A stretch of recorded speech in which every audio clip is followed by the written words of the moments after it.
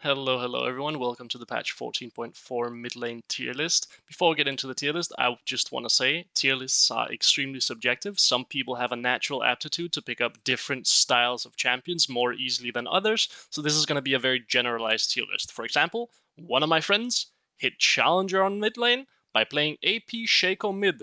Yeah, you heard that right. AP Shaco mid lane. And as you can see, Shaco is not even on the tier list. That guy was quite literally thinking outside of the box, so you can get Challenger playing any mid lane champion you really want to.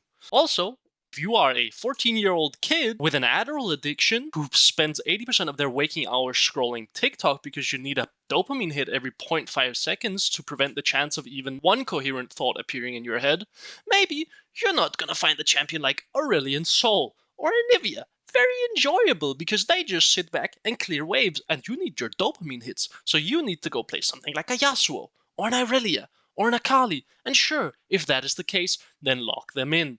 This is just my generalized view on what I think is good in mid lane at the lower end of the ladder. This is mostly for below diamond players. Some champions scale when they get up on the ladder, right? Some champions are a lot better when you reach higher MMRs. That is not what I'm going to be targeting. With that being said, let's jump into the tier list. And if you do enjoy the content, please subscribe. Let me know if I've forgotten any champions down below. And check out the Patreon where I make custom commentaries for people and you can request champions. Let's get into it. So this is where we left the tier list last time. It's been 2 patches since I've done anything. First thing that's been changed, Rod of Ages is extremely good on this patch. Mage items have been buffed as well. They have been reduced in price. So any champion that can do both of those, build Rod of Ages and a mage item, will be extremely strong on this patch because those items are very good right now. First things first, Ahri, she just received a Q buff and an HP buff. I don't think it's really strong enough to really change her up into the S tier with those buffs. I think she comfortably sits in the A tier. I do think maybe, now that people have discovered that Malignance into Lich Bane is extremely good on her, which gives her a little bit more DPS and more value in games, maybe she can be pulled up into the S tier, but I think she needs a couple more buffs or a couple more meta changes until she's really good. Next, Anivia. I, unfortunately and reluctantly, have put Anivia in the C tier because I just think she's very unique as a champion and very weird to navigate, but she has had her Rod of Ages buffed and her Archangels buffed, so I can no longer keep her in the C tier.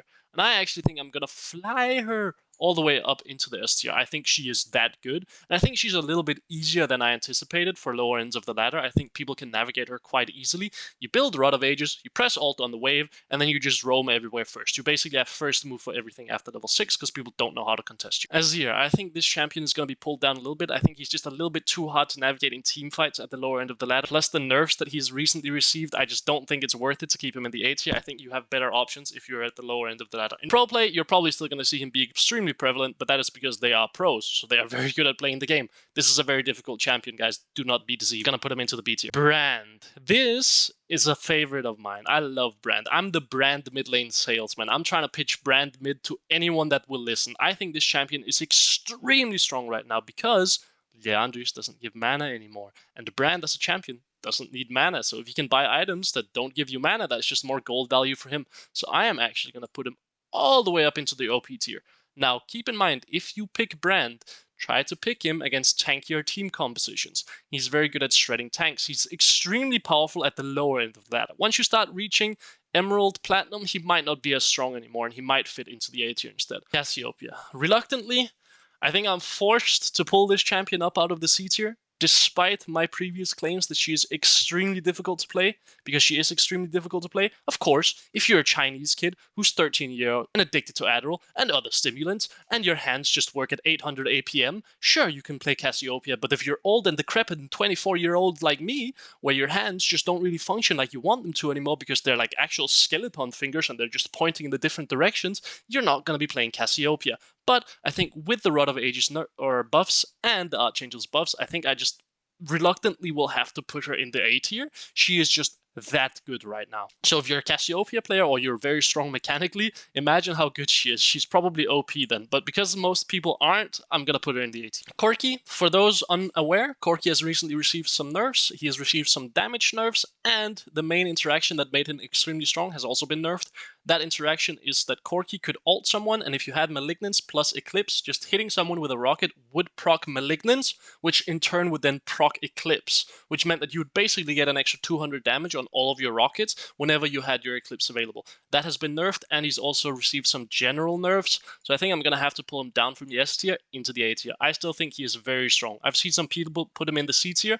I think that's wrong. I think he's very strong still. Echo, I might have overreacted a little bit by putting this guy in the OP tier. I really thought Echo was going to be extremely broken with the Hail of Blades, Lichbane, Nashor's Tooth setup. I just don't think it is as strong as I thought it was. I also think that he's received some item nerfs, which means that I probably just have to pull him down into the A tier, unfortunately. I just think that there are better options right now. If you are a strong Echo player, he's definitely still up in the S tier, but I think for the general population, A tier is where he goes. Fizz, I think this champion has received direct nerfs, he has received item nerfs, so now he needs to get pulled down a little bit. I don't think he's S tier anymore. I just don't think he has the damage to really warrant being in the S tier anymore. He doesn't really one-shot quite as well because of all of the item nerfs that he's received and the damage nerfs that he's received. I think I'm actually going to pull him all the way from S tier and down into the B tier. I think he's not that strong right now, especially with the current meta champions. I don't think he's just that good anymore because the current meta champions in the mid lane build more tanky with Rod of Ages being buffed, right? It means it's harder for assassins to play because now mid lane champions that are strong are tankier. Karma. So her RQ damage has recently been nerfed, but I still think she deserves to sit up in the S tier, especially because Malignance was just buffed, which is the main item that she builds. I still think she is very, very strong, especially at the lower end of the ladder, because you just say, and you fire an RQ at the enemy AD carry, and all of a sudden they've just lost 80% of their health because you've dropped an Ionian atomic bomb on their forehead, right?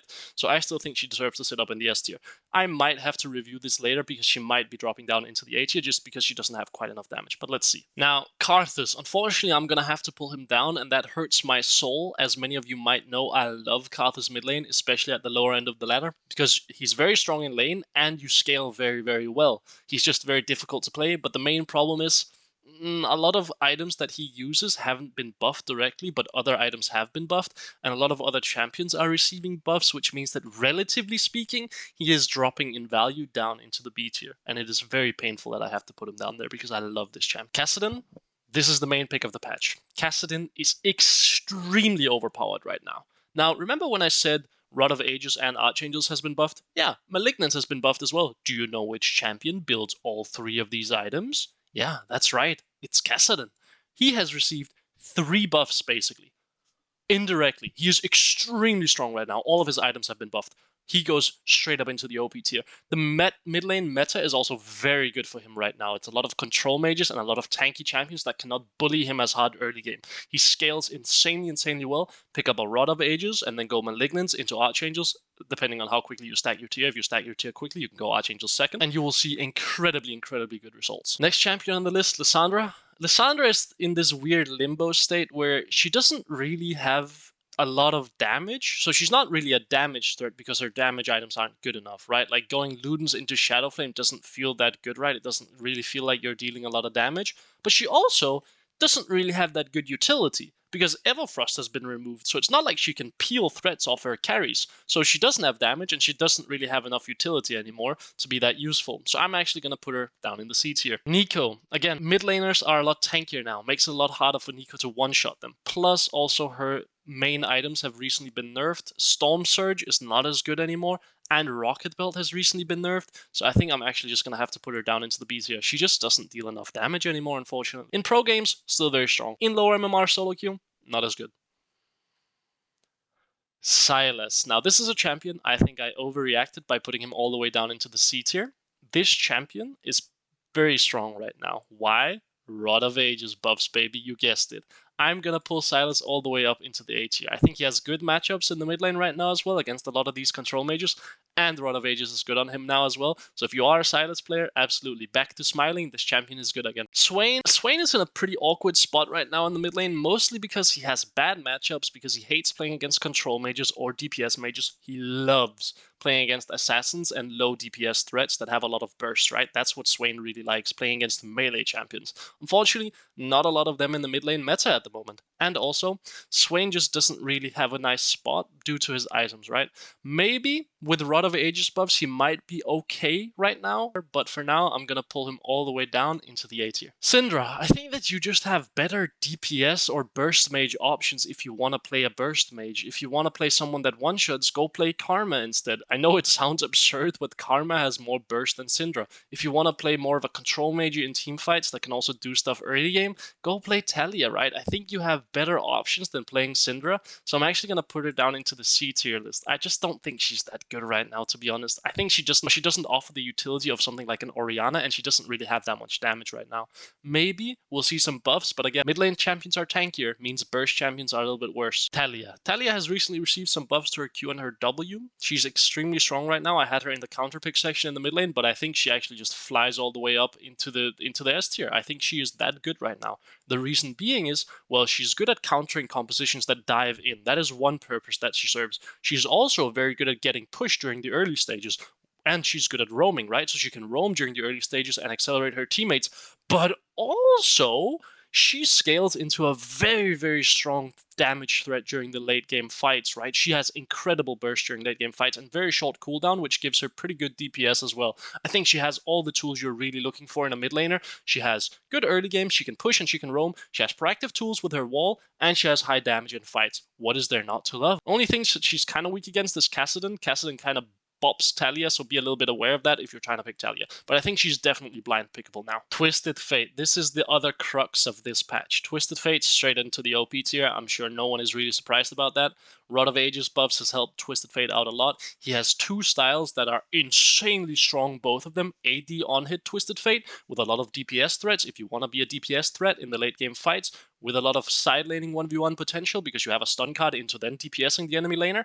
Or maybe you want to be more of a burst utility champion that can land a lot of stun cards and CC and be proactive in that regard. Well, then you can play AP, and both of the styles are incredibly strong. That is what makes Twisted Fate so broken right now. You can fit him into basically any team composition, and he's blind pickable. Like, if you need a DPS champion with an AD mid laner, Twisted Fate is there. If you need a burst AP mid laner, Twisted Fate is there, right? So both of his styles are very strong, and they're very different, which gives him a lot of versatility and slots him into any team composition. He's very good right now. And it's a damage threat. It is not the, I'm gonna Everfrost Rapid Fire Cannon you Twisted Fate anymore, which a lot of you know that I despise playing in solo queue because it makes you rely on your teammates to be damage threats in fight. But no, this Twisted Fate actually deals damage. So S tier, OP tier, sorry. Very broken right now. Pick him. Vex, I think I have to pull down quite heavily, mostly just like Swain. She's good when assassins are meta. She's a stylistic counter to all of the assassins, the Yasuos, the Akalis, the Sylas, the Aries of the world, the ones with dashes because it allows her to easily proc her passive. But she's very weak against control mages because she gets outranged and she just gets poked down. So I think I'm going to have to pull her down quite heavily, probably into the B tier.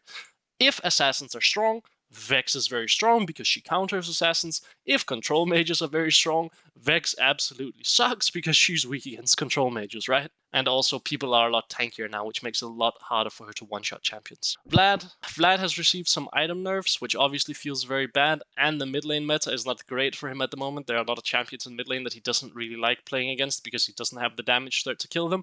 So I am gonna pull him down into, I think, the A tier. I still think he can kind of solo carry games. He just comes online a little bit later now in the mid lane. So that's why he's not going to go down into something like a B tier. He can still 1v9 games. You're just going to be coming online a little bit later, and your matchups are a little bit rougher, which again means you'll come online later. Ziggs, I think this guy just doesn't have very good items at the moment. I think there are better options if you want to play a poke champion. Let's play something like a Karma, which sounds obnoxious again, but again, Karma will send the Ionian atomic bomb straight into your forehead and one-shot everyone. So just play that instead of something like a Ziggs. Maybe if we see some item buffs or we see a good second item that he can realistically build, then he will be pulled back up. But I don't think Horizon Focus with Malignance is really that good on Ziggs right now, or with Ludens. I just don't think it's enough damage to really warrant picking him. And now, for what we've all been waiting, Smolder. Where am I going to be putting Smolder, you might be wondering? Well, Smolder, for those uninitiated, if you play him AD, he kind of sucks, but if you're in the mid lane and you do the triple points into W setup and start Doran's Ring, take Fleet Footwork because you still want that for sustain and late game fights, but take the Doran's Ring, triple points into W, and just farm for stacks and poke the enemy laner. Go Shojin into Liandry's and then Riftmaker, and I promise you this champion is insanely strong. We're seeing it a lot in scrims at the higher end of the ladder. People just kind of need to understand how this champion works. It is a very slow champion that tries to poke the enemy champion in lane and then get to that 225 stack, and then you all of a sudden get Elder Dragon and you just one-shot everyone, right? So I don't have Smolder on this tier list because it's a little bit of an older tier list, but I think Smolder slots very nicely into the A tier. Might have to review that and put him up into the S tier if he turns out to be a little bit stronger than expected. But yeah, that's the tier list. Let me know what you think in the comments below, and subscribe if you enjoy the content, and let me know if I forgot anyone. Have a good one. See ya. Bye-bye. Bye-bye.